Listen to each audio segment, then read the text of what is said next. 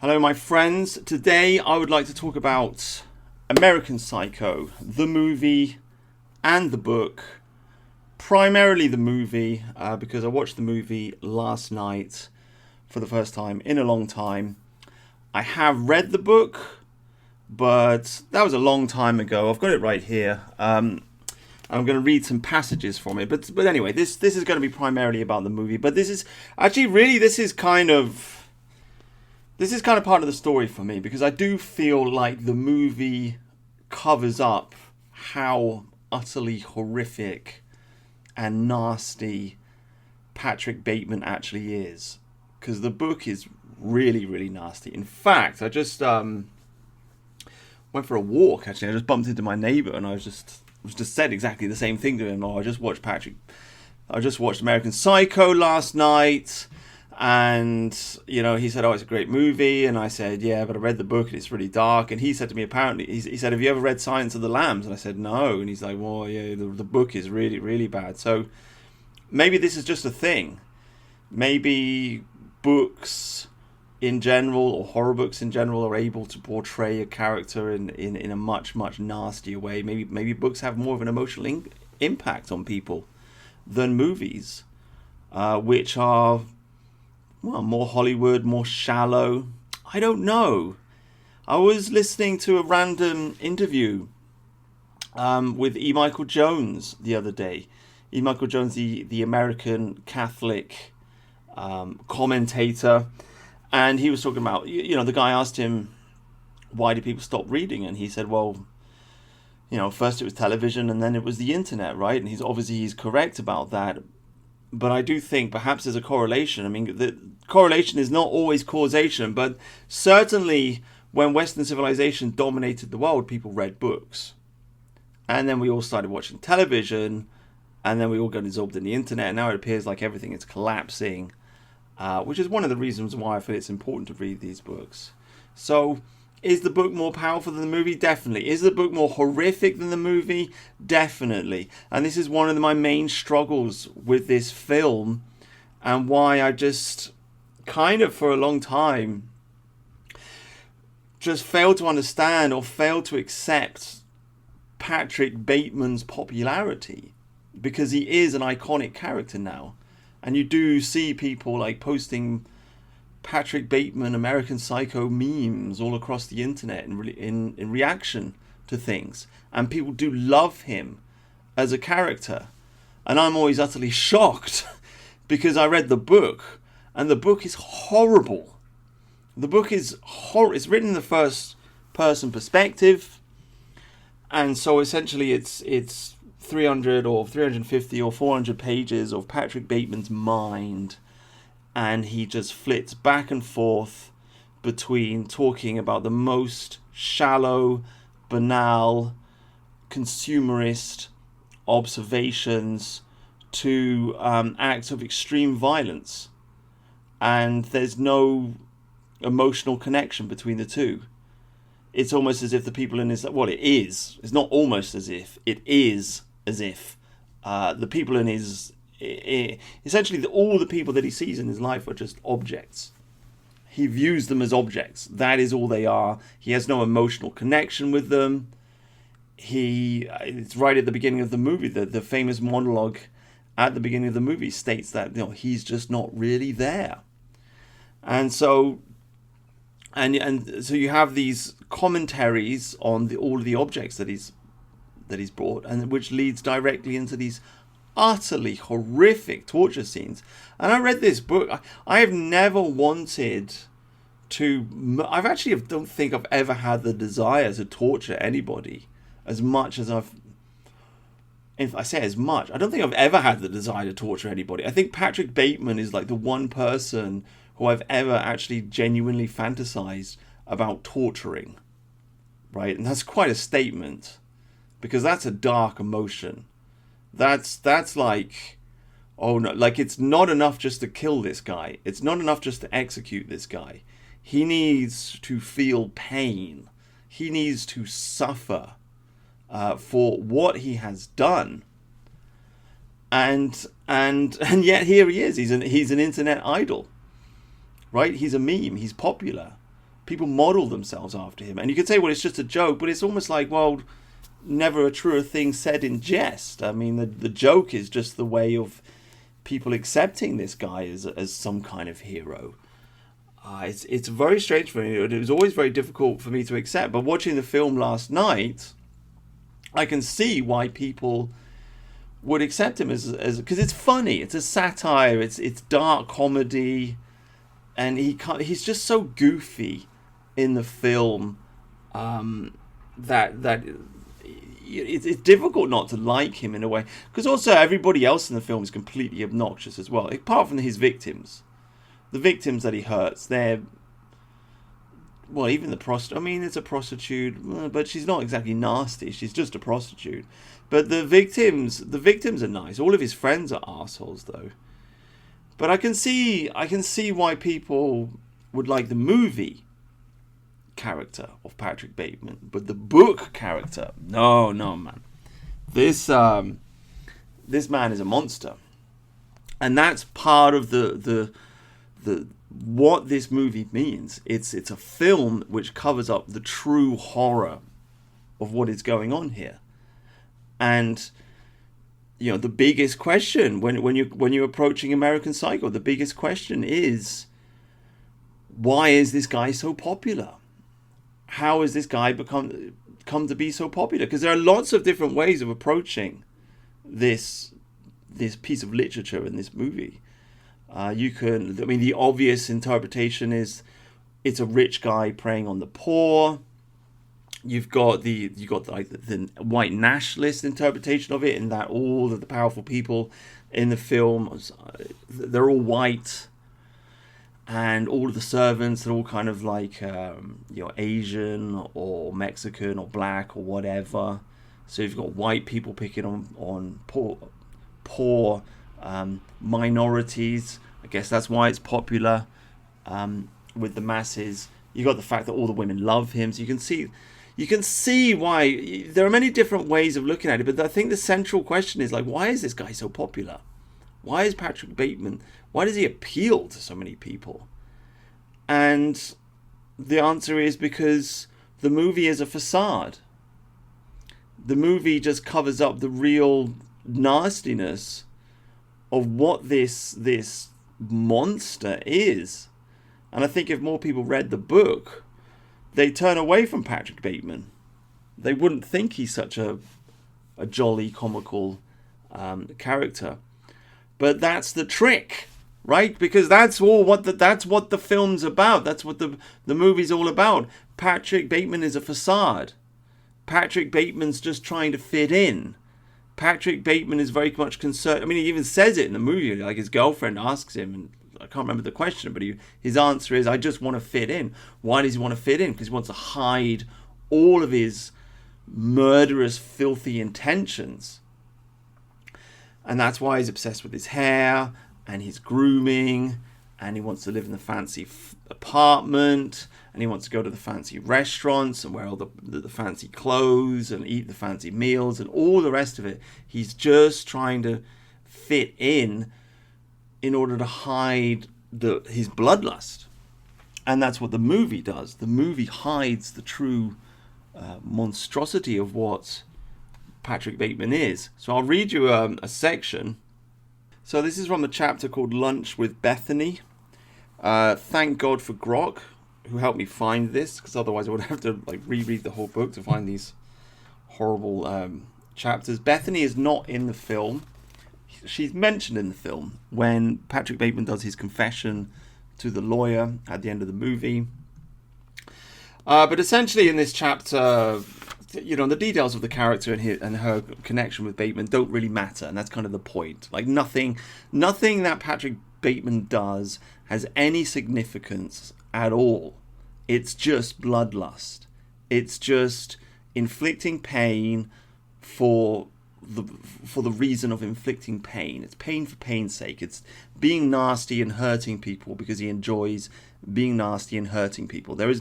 He is such a fundamentally shallow character. There is no backstory to Patrick Bateman. There is no, he was tortured as a child, or, your mummy and daddy didn't love him.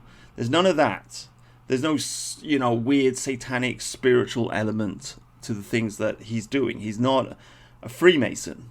He's not like Jack the Ripper. I'm going to have to review at some point. I've got the book right here. Was it From Hell by Alan Moore? That's all about Jack the Ripper, of course, and it goes into this conspiracy theory that the Ripper murders were some kind of Masonic murder. I'm saying this because I think Jack the Ripper is probably the first, serial killer, isn't he? I think so. Patrick Bateman's nothing like that. There's no reason for him to do any of the things that he does. He's completely shallow.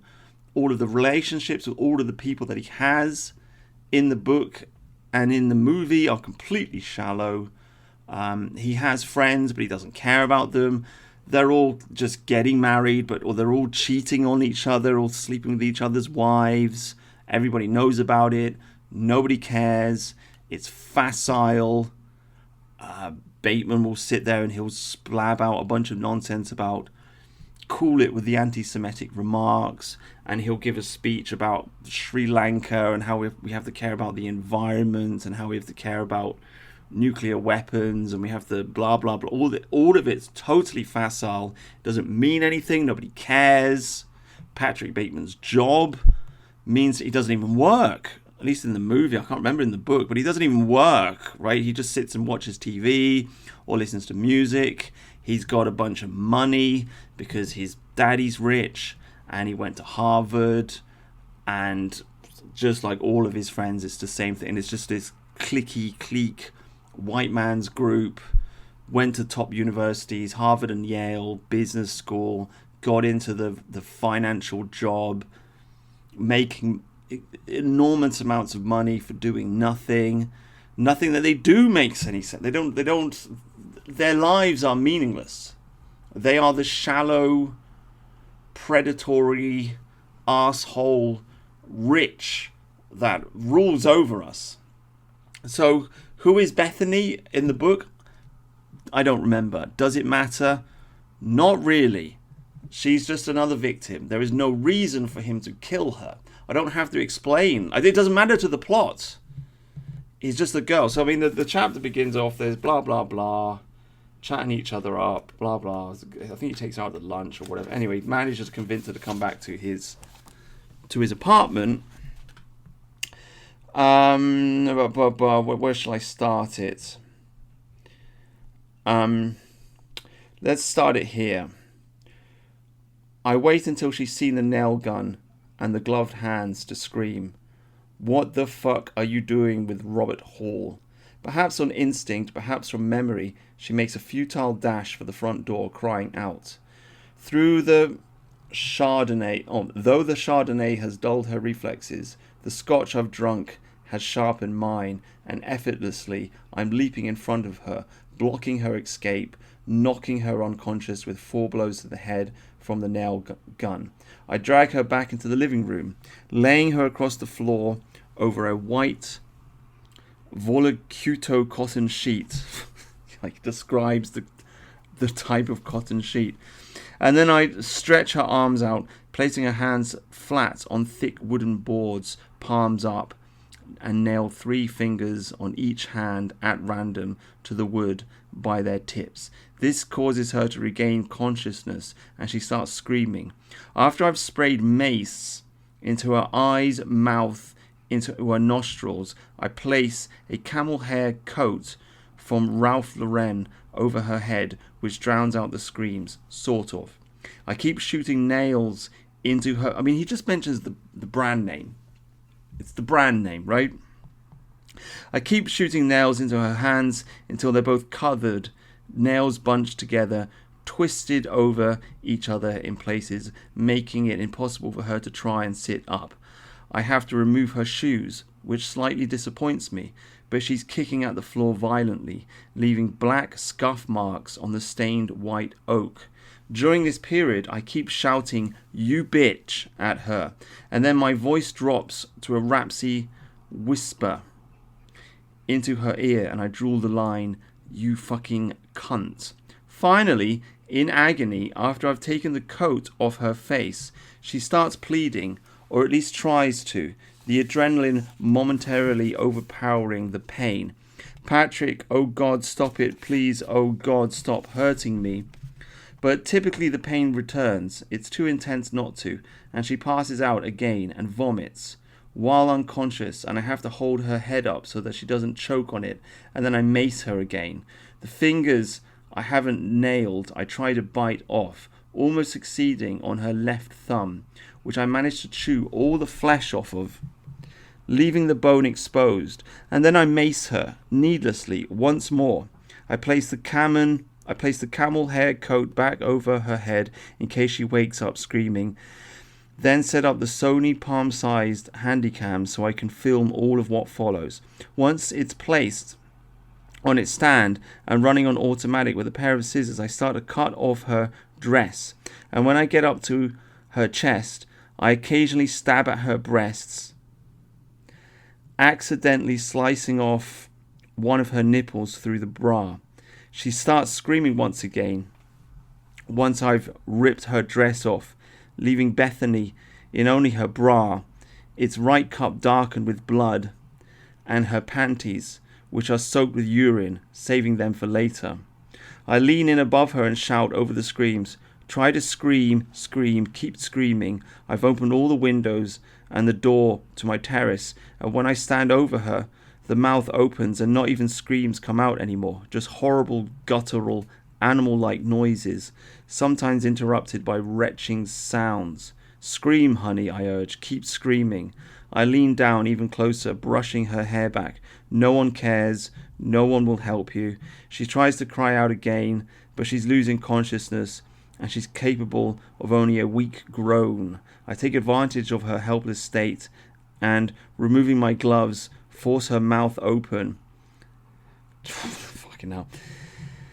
And with the scissors cut out her tongue, which I pull easily from her mouth and hold in the palm of my hand, warm and still bleeding, seeming so much smaller than in her mouth, and I throw it against the wall, where it sticks for a moment, leaving a stain, before falling to the floor with a tiny wet slap. Blood gushes out of her mouth, and I have to hold her head up so she won't choke.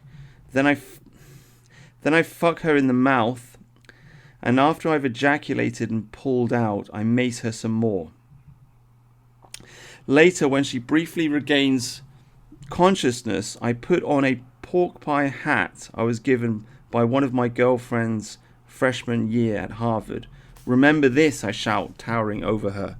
And look at this, I scream triumphantly, holding up a cigar. I still smoke cigars. A cigar.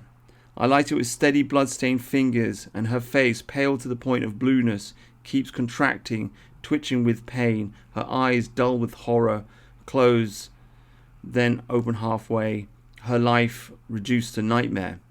And another thing, I yell, pacing. It's not Garrick Anderson either. The suit is by Armani, Giorgio Armani. I pause spitefully and leaning into her sneer. And you thought it was Henry Stewart. Jesus.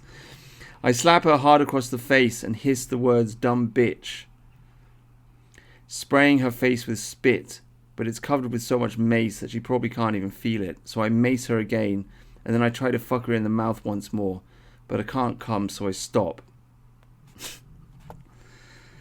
Yeah, dude. Like, and then the next chapter, it's later, the next night, in fact, three of us, Craig, blah, blah, blah, we went out for dinner. You know, it's just like, oh, man.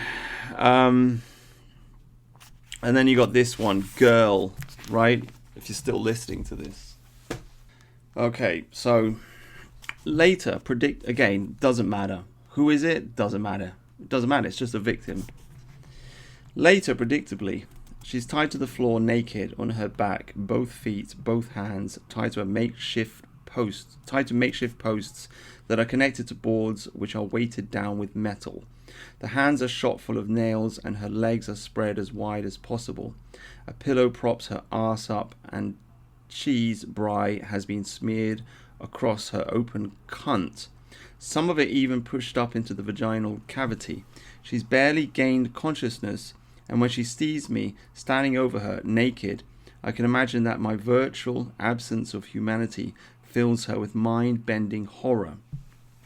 I've situated the body in front of the new Toshiba television set, and in the VCR is an old tape, and appearing on the screen is the last girl I filmed. I'm wearing a Joseph Abold suit, a tie by Paul Stewart, shoes by J. Crew, a vest by someone Italian, and I'm kneeling on the floor beside a corpse, eating the girl's brain, gobbling it down, spreading grey pulpin upon hunks of the pink fleshy meat. Can you see? I asked the girl, not on the television set. Can you see this? Are you watching? I whisper.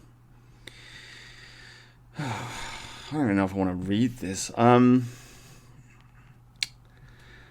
I try using the power drill on her, forcing it into her mouth, but she's conscious enough, has strength to close her teeth, clamping them down, and even though the drill goes through the teeth quickly, it fails to interest me, and so I hold her head up, blood dribbling from her mouth, and make her watch the rest of the tape, and while she's looking at the girl on the screen bleed from almost every possible orifice, I'm hoping she realizes that this would have happened to her no matter what, that she would have ended up lying here on the floor of my apartment, hands nailed to posts, cheese and broken glass pushed up into her cunt, her head cracked and bleeding purple, no matter what other choice she might have made. That if she had gone to Neil's or Indoctrine or Mars or All Bar instead of MK, if she had simply not taken the cab with me to the Upper West Side, that this all would have happened anyway. I would have found her. This is the way the earth works. I decide not to bother with the camera tonight. I'm trying to ease one of the... Anyway, I don't want to fucking read this anymore. So you get the point. Alright, you get the... Oh my god. Like, it's just... Yeah, the book is so much more intense than the movie. It's so much more intense. So, yeah. The book is so much more intense. As I said, it's in the first person perspective. So... and it's about 300 pages long, and so you're just trapped in Bateman's mind for 300 pages, and these are just two of the horror scenes, and there's more, and it's all just, it's fucking nasty. This is one of the nastiest books ever written. They tried to ban it when it first came out, 1991 I think it was. Bret Easton Ellis, 1991. They tried to ban it. And yet here we are. The memes are all across the internet, right? Patrick Bateman, he's so cool. He's so funny. And it's like, no, actually he's really not. He's just fucking horrible. And he should die. And I think like we've really got to like question ourselves as a culture. Like, why are we celebrating somebody like this? I mean, as I say, like, I can kind of get it from watching the movie, but surely there should be enough people who have actually read the book who can turn around and say, like, hang on a minute, like, this is a bit dark, this is a bit fucked up. I mean, he kills a kid as well in the book. He stabs a kid. I think it's in a zoo. It's just a little kid, and he finds him, stabs him. He gets he goes to the pet shop. He buys some puppies, brings them home, tortures them, eats them, stabs them, murders them. Right? There's a scene. I mean, I know in the movie he kills the beggar. There's a scene in the book where he tortures one of the beggars, and then he sees him again on the streets like a year later. And now I think now the guy's blind because Bateman basically blinded him. So when he comes up to him and he's like, "It's me." And the guy like instantly shits himself, and he just and he just walks off, and like he just wants the person to be afraid. I mean, this guy is a fucking predator, but he's not even hunting for food. He's just sadistic. He just likes inflicting pain. A very, very, very nasty person. One of the nastiest characters that's ever been created. Right? So, and yet now he's a hero. I feel like I'm just repeating myself now. So what kind of culture are we that we got to the point where people have not vomited Patrick Bateman up and just like went, ugh, just like, okay, right, actually, ugh, like this just isn't, like, it's not that funny, right? Because we should have done. And Bret Easton Ellis, New York, homosexual. Who's the guy that wrote Fight Club? Chuck fucking Palahniuk. I don't know how to say his name. Anyway, another homosexual wrote Fight Club. Okay, so American Psycho gave us Patrick Bateman. Fight Club gave us Tyler Durden. Two heroes, two American heroes of the manosphere, of the masculinity movement, of two so-called alpha males. Now the fashion has changed, and now they're called Sigma males, which I always found to be completely hilarious. Back in the old days, the good old days of 2016, people would talk about alpha males and beta males, and it kind of made sense because it's like rich dad, poor dad. It's just a basic, bog standard way of not psychoanalyzing, but way of just like dividing a population group into two, so you can just look at characteristics. Like, it worked, right? Some people are winners, some people are losers. What do winners do? What do losers do? What do alpha males do, and what do beta males do? But then, like, all these nerdy guys on the internet just really, really jumped on this idea, and it's not enough for there to be alpha males and beta males. No, they've got to turn it into a role-playing game. They've got to turn it into Dungeons and Dragons. So now you've got Sigma males who are alpha, but they're even better than alpha, right? So now you've got like a whole bunch of Twitter accounts who are like, and YouTube channels or whatever, who are just like promoting the idea of what the Sigma male. I don't think these people realize how stupid they look when they're pushing this garbage. Because it's like, mate, you're just a nerd. You've just nerdified masculinity. I don't think you really understand what you're talking about. But anyway, Patrick Bateman, a so-called Sigma male, right? A Sigma male, somebody to be respected, somebody to be looked up to. Same with Tyler Durden. These people are fucking assholes. They're assholes. They are characters that have been invented by homosexuals. And their version of masculinity is completely homosexual and weird and facile and sterile and it's just not the kind of role model that you should want men to follow. But people are following them, and I guess this is what happens when you take all the role models out of Hollywood, right? Who are young men going to follow? Who are they going to look up to? If you create this hyper feminized, woke culture, young white men are just going to be flailing around the place looking for something to give them guidance, and so they end up following Patrick Bateman. They watch the movie and they think, yeah, he looks cool, he's smoking a cigar and he's covered in blood, he's such an alpha male, he's such a Sigma male. The guy's a fucking psycho. The guy's a nasty, nasty cunt. He should be publicly flogged. He should be skinned alive, and it should be televised as a warning to anybody that just tries to follow his behaviour. He is not a role model. But for a lot of people, he is a role model, and then they can say, well, we're only joking. But it's like, well, I don't know. I mean, are you? Kind of reminds me of like the whole Mickey Mallory Natural Born Killers, right? The Oliver Stone movie. There's something weird about American culture in which the serial killers and psychopaths are celebrated. I remember this a lot when I was a teenager. It's like, I don't think you get the. I think the term itself, the word itself, has kind of like been worn down a bit over time. But I remember as a teenager, the word psychopath really kind of like held like a weight to it. There was a power to this word, which I think has been diluted along the way. That's another interesting thing to notice, how words that once had power change, like the emotional impact, the emotion that's connected with a word just like drifts away over time, right? Like cunt used to be a really, really offensive word, and now it's just a joking kind of word.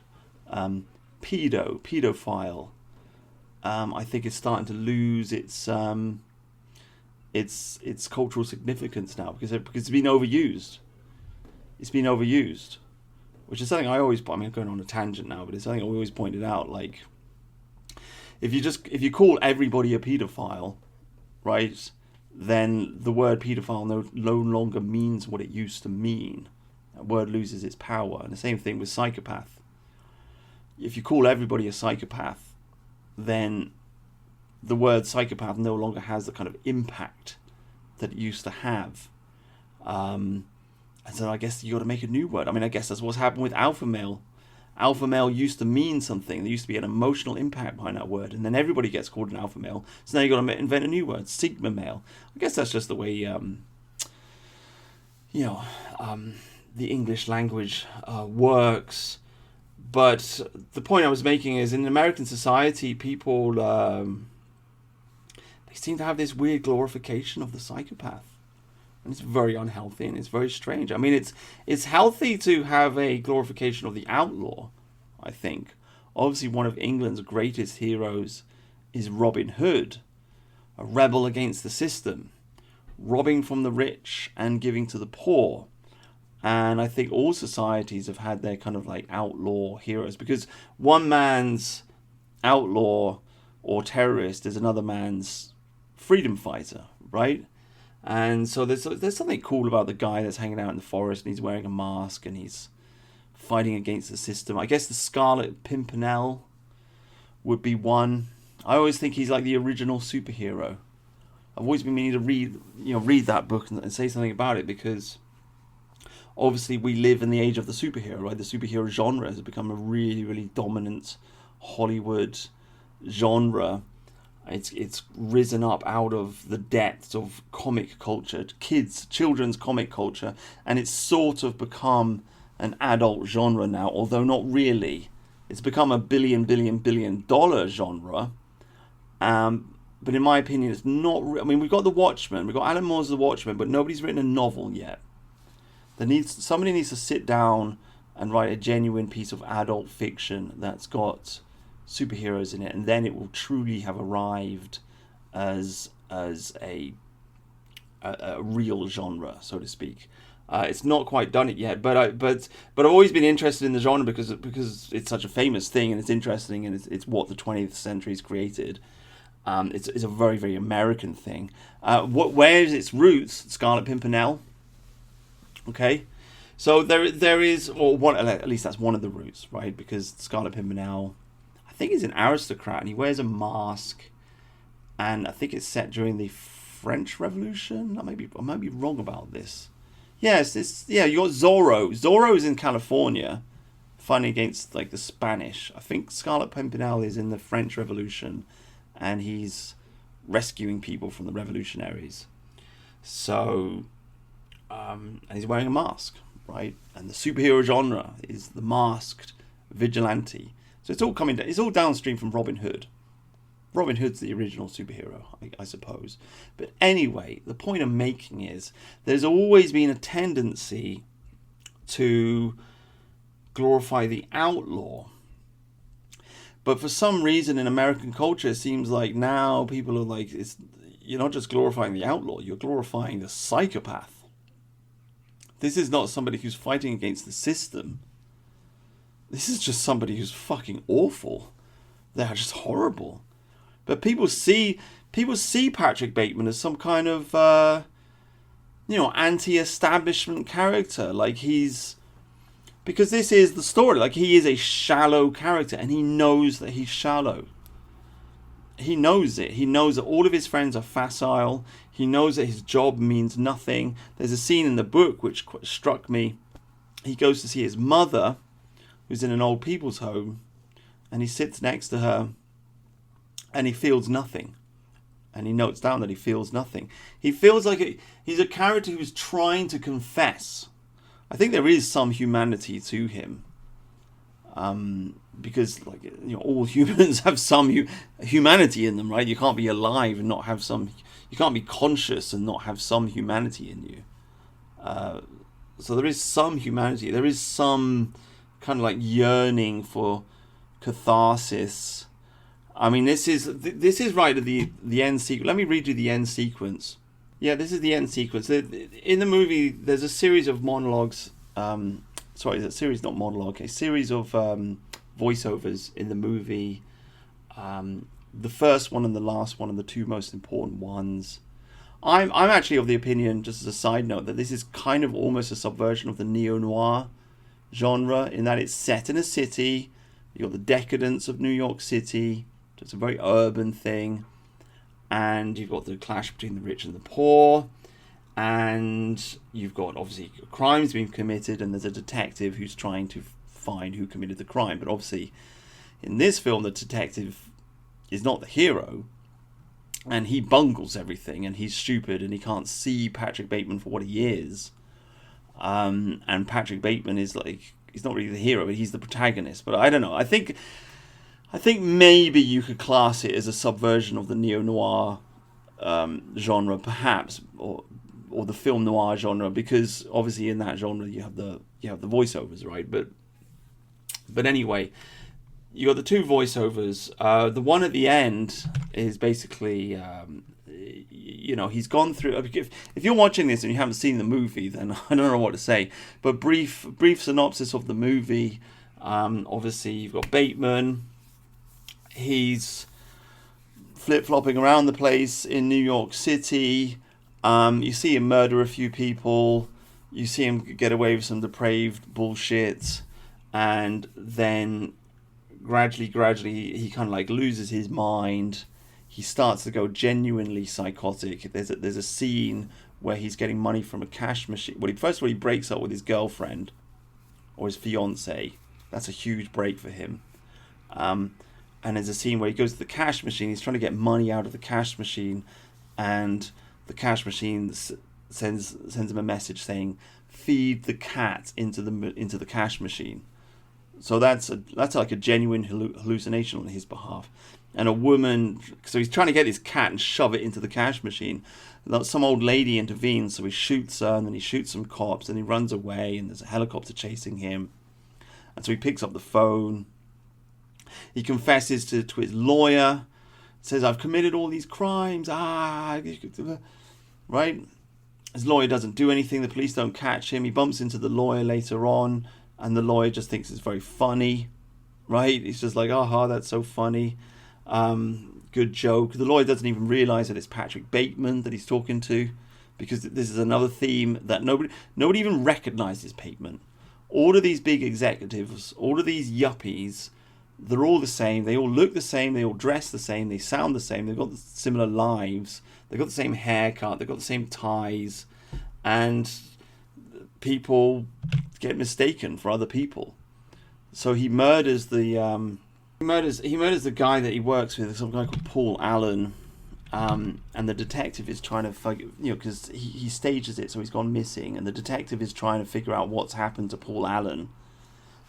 Excuse me, and part of the joke in the movie is that Bateman stages it so that, to pretend that Paul Allen's gone for a trip to London and just disappeared. But then by some miracle, somebody notices, somebody sees him in London, but he's like, he wasn't in London. So in a similar way, like, he makes this confession to the lawyer, and the lawyer gets him muddled up with somebody else, and then he just thinks the confession was a joke. And then after that, or maybe it's before, or maybe it's after, or basically at the same time as that, there's another scene where Bateman goes to the apartment where he's keeping a bunch of dead bodies, and all the dead bodies have disappeared, and they've painted over it, and they're selling the apartment. And he meets a lady, and the lady just gives him a look and is just like, "Go away from here and don't come back." And so he realizes that either through stupidity or through people just not wanting to cause a fuss. Like, rich people don't want to cause a fuss. They want to sweep it all under the carpet. They want to preserve their image. They don't want to catch him, right? So he can't get caught. So partly he loses his mind a little bit. But partly also he realizes he can't get caught. So there's no escape. There's no escape for Patrick Bateman. So people, I don't know. I mean, so I guess you can sympathize with him on that level, I suppose. He is a monster, and he's suffering. He feels a gnawing pain within himself, but nobody's punishing him, and he can't escape. So I guess he's anti-establishment in that respect, in that he sees like the facile nature of the world in which he lives in. It's a world without justice. So I guess I mean, there's something to it, but I mean, to mistake it and think that he's actually a hero is a huge mistake. I mean, this guy needs to be executed. I guess you can sympathize with him a little bit, perhaps, because nobody really talks to him. You know, nobody really connects with him. Nobody sees through all of his bullshit and says, "Hey, Patrick, you're a psychopathic killer, and you're fucking murdering people, and you're a nasty piece of shit, and you're doing all this, and this, and you've got to stop it." There's no father figure, right? There's no father figure which sits him down and says, "Mate, you got to stop this, you got to pack it in." Nobody talks to him like a real person. And he's trying to tell people, "I'm a murderer. I'm filled with bloodlust." And nobody's listening. Right? So I guess that can appeal to like teenage boys and stuff. I can see that. Like, nobody's listening to them. Like, they've got these thoughts in their head, you know, and mum and dad don't care. And they just make them take Valium or whatever, or whatever drugs it is they give to teenagers in America. They just want to ignore it and sweep it under the carpet. So I guess there's something there that you can sympathize with. I'm going to read you this last statement. Okay, here it is. "There are no more barriers to cross. All I have in common with the uncontrollable and the insane, the vicious and the evil, all the mayhem I have caused, and my utter indifference towards it, I have now surpassed. My pain is constant and sharp, and I do not hope for a better world for anyone. In fact, I want my pain to be inflicted on others. I want no one to escape. And even after admitting this, there is no catharsis. My punishment continues to elude me, and I gain no deeper knowledge of myself. No new knowledge can be extracted from my telling. This confession has meant nothing." And then the film cuts to a sign reading, "This is not an exit." And then the credits roll. But I mean, he can't get out of he is in hell. He's in his own personal hell, and he can't get out. He's at the whim and the mercy of his bloodlust, I suppose. And nobody's going to punish him, and he's just going to keep getting away with it. So I guess you can sympathize with him on some level, in the way that you'd sympathize with a monster, right? And then I may as well read you the opening monologue. "I live in the American Gardens building on West 81st Street on the 11th floor. My name is Patrick Bateman. I'm 27 years old. I believe in taking care of myself, in a balanced diet and a rigorous exercise routine. In the morning, if my face is a little puffy, I'll put on an ice pack while doing my stomach crunches. I can do 1,000 now. After I remove the ice pack, I use a deep pore cleanser lotion. In the shower, I use a water-activated gel cleanser, then a honey almond body scrub, and on the face an exfoliating gel scrub. Then I apply a herb mint facial mask, which I leave on for 10 minutes while I prepare the rest of my routine. I always use an aftershave lotion with little or no alcohol, because alcohol dries your face out and makes you look older. The moisturizer, then an anti-aging eye balm, followed by a final moisturizing protective lotion. There is an idea of a Patrick Bateman, some kind of abstraction, but there is no real me. only an entity, something illusory. And though I can hide my cold glaze, and you can shake my hand and feel flesh gripping yours, and maybe you can even sense our lifestyles are probably comparable, I simply am not there.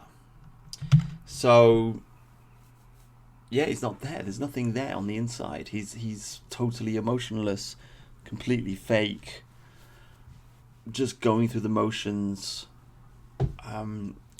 A consumer, a rich consumer, living in a facile world, and torturing people for fun, right? That's what he is. I mean, there's other stuff going on. He's 27 years old. I mean, I tried looking into this. Obviously, you've got the 27 Club. Okay, so Jimi Hendrix died at 27. Jim Morrison died at 27. Kurt Cobain died at 27. Amy Winehouse died at 27. There's a conspiracy in the movie industry that the movie industry is like whacking people or making them. The two, Jim Morrison and Jimi Hendrix, that was a drug overdose. Kurt Cobain was a suicide. Amy Winehouse, I think, another drug overdose. But whatever. I mean, they all became legendary. Okay, you joined the 27 Club, and now it's like you will be remembered forever as a great, great musician. So, I don't know. I mean, I tried looking into it. I didn't look into it too deeply. Obviously, there's your 33 Masonic degrees, so there's a 27th degree in Freemasonry, and that means something, like you're enlightened or whatever. I mean, I guess all of the degrees mean something, don't they? So, I don't know. It is interesting that he's 27, though. What else is there to say? There's the fact that there's a Christmas movie, right? I mean, this has become a bit of a joke. But there is a Christmas scene in the movie. It's not a Christmas movie. It's set across a period of, 6 months or a year or whatever it is. But there is a Christmas party. There's a Christmas party in the book as well. So people are joking and saying it's a Christmas movie. I mean, that's just kind of... I don't know, man. Is there something to it or not? I mean, Eyes Wide Shut is a Christmas movie, right? Christmas, it's in the winter. Those winter months, they're ruled by Saturn. Saturn, the king of the gods. Some people say that he's Satan. Obviously, Zeus threw Saturn out of heaven. He cast him out, just like the devil was cast. I've been reading I listened to the audiobook of the Theogony, and I was like, oh my god, it's just like the Bible. And I've read it before, but it's just coming back to it. It's like, oh yeah. But obviously Zeus, he throws Saturn out, casts him out of heaven. There's a war in heaven. And Saturn and the other Titans, they're cast out and they're locked down in Tartarus, down in the underworld, right? Just like the devil was cast out of heaven and locked into the underworld, right? And astrologically speaking, Saturn rules over the winter months. And obviously Christmas itself was called Saturnalia. That period and was called Saturnalia by the Romans. So some kind of it's kind of a dark festival. It's kind of a satanic festival. Sorry guys, sorry to break it to you. So it is interesting. It's a family friendly festival, but it is interesting that so many dark movies are Christmas movies. There's like this inversion there. So that's a funny point to make. Gremlins is another one. Obviously you got Eyes Wide Shut, you got Gremlins, American Psycho, John Carpenter's The Thing. There's no mention of Christmas in it, sadly. I wish it had like a little Christmas cake or something, so it could join the dark club of dark Christmas movies, but it didn't. But yes, his one redeeming moment in the film is where he spares his secretary. He's got the nail gun, he's holding it at the back of her head,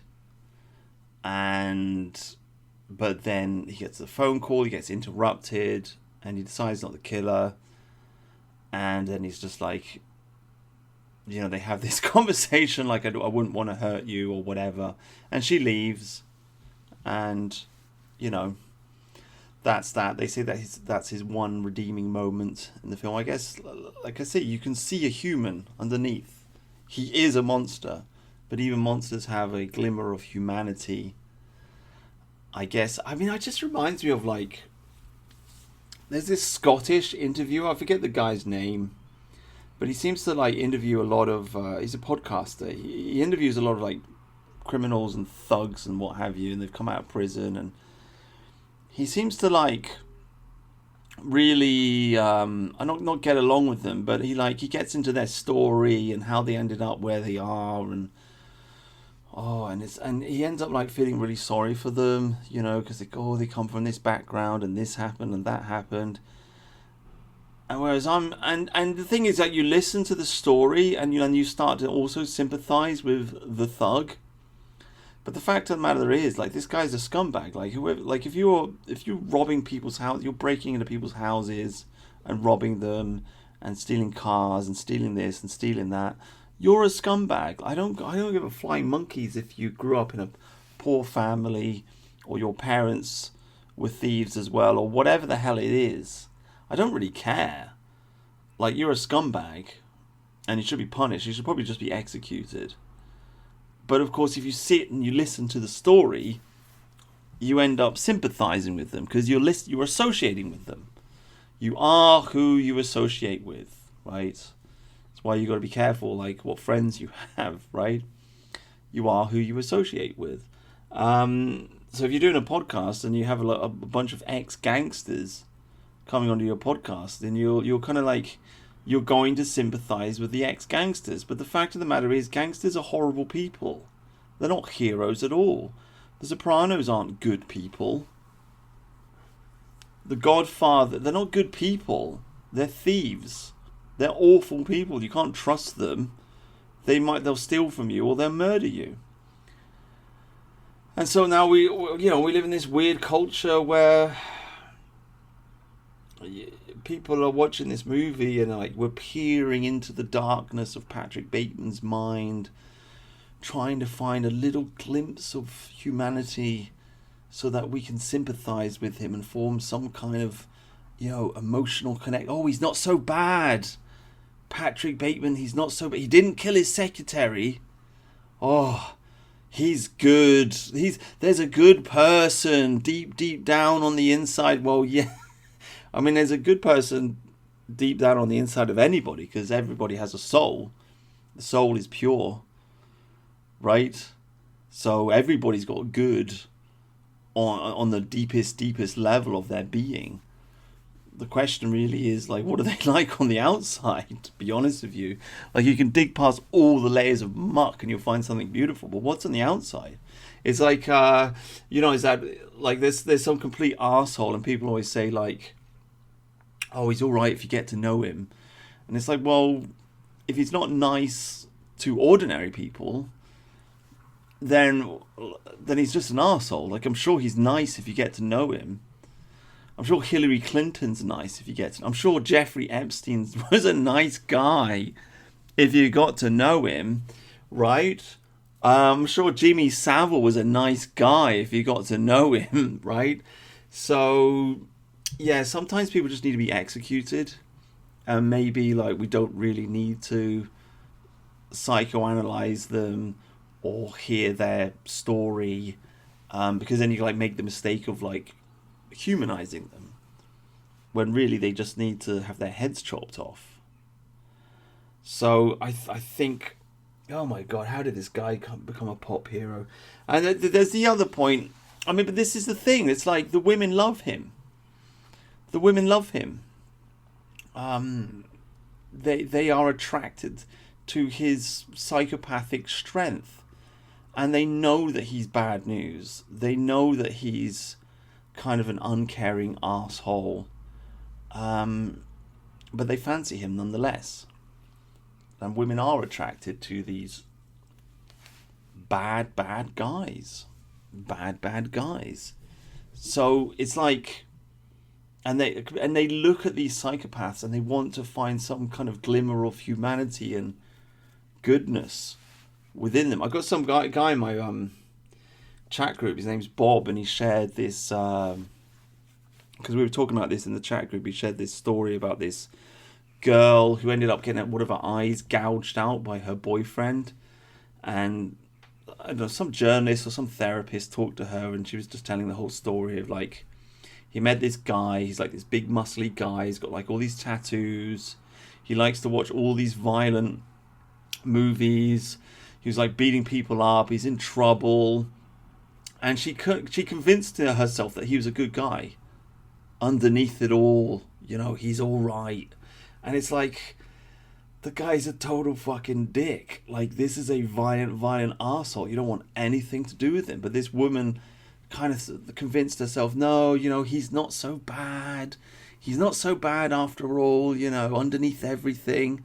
And what's the result? Well, he gouged one of her eyes out with a spoon. So, women do this. And the women in this movie do this. I mean, even one of the prostitutes, the guy fucking tortured her. She had to go to hospital.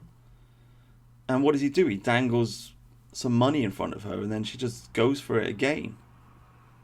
Partly because she wants the money, but partly also because she's charmed by him. So what type of people are we if we allow ourselves to be charmed by Patrick Bateman? Okay, my dear friend, if you've made it to the end of this video, this is the question that you need to ask yourself. What kind of person are you if you think Patrick Bateman is a funny guy, he's a hero, right? Because he's not. He should be executed. And there are other heroes that we could put out there to be pop culture icons, right? There's, I don't know, Neo from the Matrix or whatever. I don't know, but it's strange. It's strange. Like, the allure of the psychopath is a strange thing, and it's strange. Like staring into the heart of darkness. It's like, oh, we must find some good. We must find some good within this person. It kind of reminds me of all these stupid fucking feminist bitches, just like inviting a bunch of Africans into our country, and they're raping schoolgirls, and the women are like, oh, but they're good underneath. Well, how deep do you have to dig to find the goodness? Can't we just close the border down? Is the fact that Patrick Bateman is so popular, is this just a sign of how feminized our society has become, that people are drawn to a person like this? I don't know. I find it hard to imagine that he would be a popular pop culture hero 150 years ago. I think the men of that age would have just seen him for what he is, and they would have just rejected him completely, outright. And he never would have become a Victorian meme. So he was just really like, whoa. I mean, did they sell? Oh my God, maybe I'm wrong. Maybe I'm wrong. Did they celebrate Jack the Ripper? I guess maybe they did. Maybe this is just part of human nature.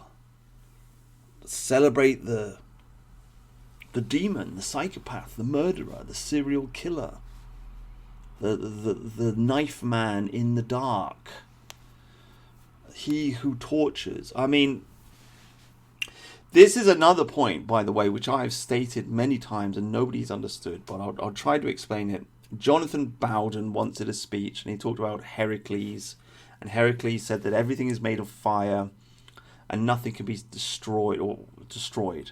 And so you can push things down, but they will pop up in another way. And he was talking about comics and Judge Dredd and this sort of thing. And he was making the point that the people that rule over society have pushed the heroic and the masculine out of mainstream society, out of mainstream culture and cinema and literature.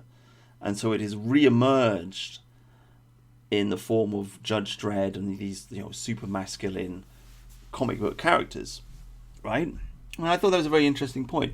And I think perhaps the same thing applies to torture.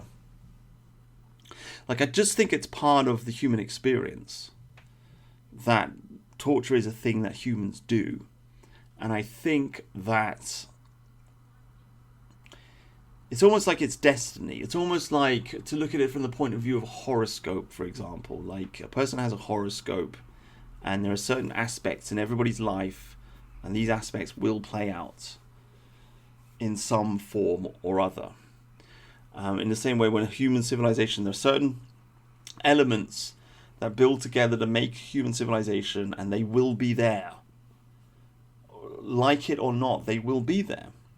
Every human civilization will have music. Every civilization will have its own food, its own clothing, its own economy, its system of education, its etc. etc. This is just these are things that manifest when humans come together, right? And so when it comes to torture, torture is going to be in your civilization, whether you like it or not. It is there.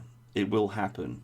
The question is are we going to torture Patrick Bateman, or are we going to allow Patrick Bateman to torture other people? That's the way I see it. I think the king should be torturing people. That's what I think. I think the bad people should be tortured. And I think that if you don't torture the bad people, then the bad people end up doing the torturing. I don't know if that makes any sense to you, but it makes sense to me. It's kind of a similar argument to the death penalty, right? My argument is, like, you have the man is living in a state of nature. You have the social contract. When the social contract is formed, man gives his sovereignty to the king. Sovereignty means the power of life and death. So now the king has the ability to give the death penalty to his subjects. That is what makes him a king, and that is what makes a civilization. If you stop giving the death penalty to your subjects, then you will return to a state of nature. And now, because now the power over life and death is now in the hands of the criminal underclass, and people are just killing each other willy-nilly, which is what is happening in England today. We stopped killing the bad people, and now we live in chaos. In a similar way, you stop torturing the bad people, you end up with Patrick Bateman. It's like it's a thing that has to happen, but the outlet has to come out in the right direction. It's the way I feel. I can't really find the words to explain this. But I think if you look at ancient civilizations, they would punish people in a very, very severe manner. And this was right, and this was good. So there you go. Thank you very much for listening. Goodbye.